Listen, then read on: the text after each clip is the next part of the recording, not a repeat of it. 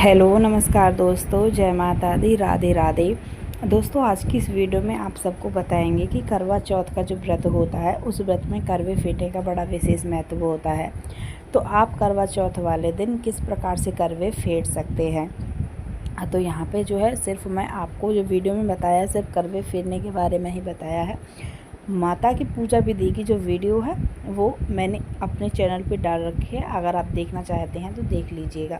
यहाँ पे पहले मैंने माता की चौकी लगा ली थी, माता की पूजा कर ली थी, और जितना भी ये सामान है ये सारा सामान माता की पूजा विधि का सामान है। तो इस सारी सामग्री के साथ मैंने माता की पूजा की थी। उसके बाद में जब आप माता की पूजा कर लेते हैं, माता की आरती कर देते हैं, माता को भोग लगा देते हैं, माता की कथा सुन लेते हैं, उसके बाद में ही हमें करवे फेरने होते हैं। तो आज मैं आपको यही बताऊंगी कि आप माता की जब आप पूजा कर लेते हैं, कथा सुन लेते हैं, उसके बाद में आप करवे किस प्रकार फेर सकते हैं, कितनी बार आप करवे फेर सकते हैं, करवे फेरते समय आपको क्या बोलना होता है। बहुत ही आसान और बहुत ही सिंपल तरीके से आपको समझाऊंगी कि आप अगर आपको वीडियो अच्छी लगती है तो आप ज़रूर देखिएगा, तो कि आप किस प्रकार से जो है करवे फेर सकते हैं। तो यहाँ पे जो है मैंने पूरा जो भी सामान होता है पूजन का वो सारा सामान ले रखा था।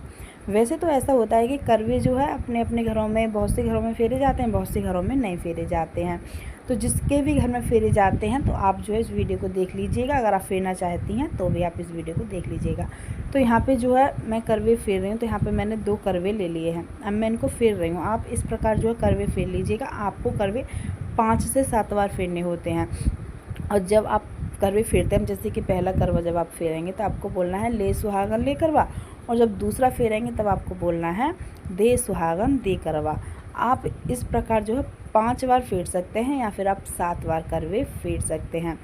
और करवे फेरने में आपको सबसे ज़्यादा ध्यान देना होता है कि जो आपने 2 करवे लिए हैं अपने साथ में, वो दोनों करवे एक दूसरे से टच नहीं होने चाहिए। वो एक दूसरे को मतलब टच बोलते हैं ना, वो नहीं होना चाहिए, ना ही ये दोनों आपस में बजने चाहिए।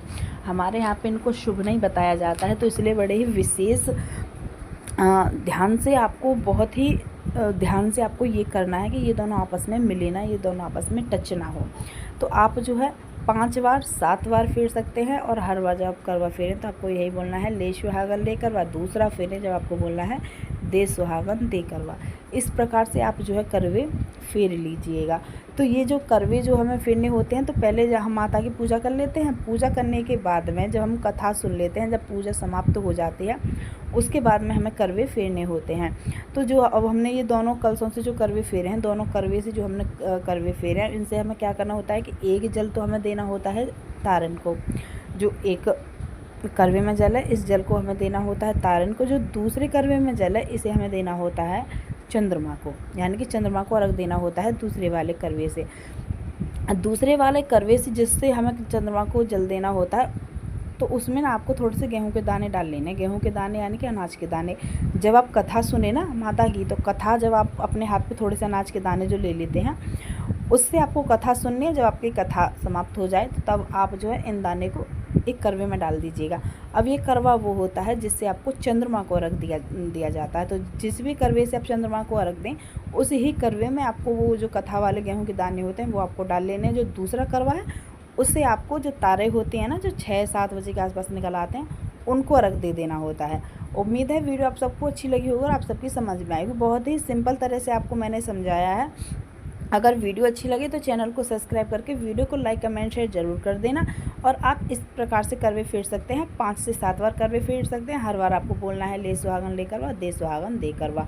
और करवे आपस में टच नहीं होने चाहिए, इस बात का आपको